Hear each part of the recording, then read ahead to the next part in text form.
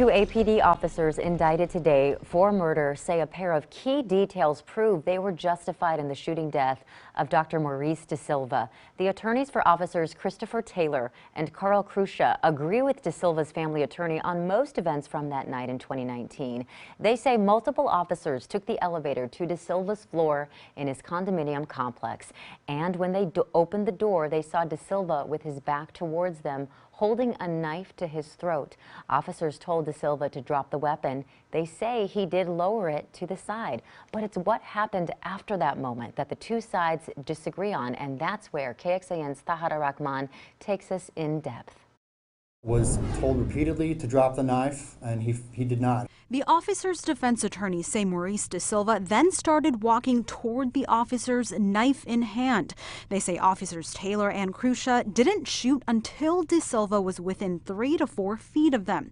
The De Silva family attorneys say that wasn't the case. As he turns around to respond to their authority, they shoot him.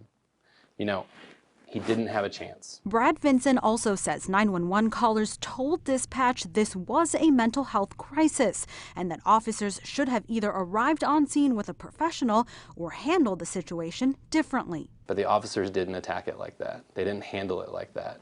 And because of that, someone died when they shouldn't have. Officer Taylor's allies disagree. You don't always know that when you're dispatched that you're dealing with that type of call. I don't even know what a mental health officer in this situation, if it would have made any difference at all. But that knife is going to supersede everything else. Vincent says these details are apparent in the body camera footage, but says he can't legally release those to the public. He says APD can and won't. That's on the video. They'll see that. There were people there at the scene that were asking if they were mental health officers. Tahara Rahman, KXAN News. We reached out to the Austin Police Department to ask why they haven't released body camera footage from this case yet, and we have not heard back.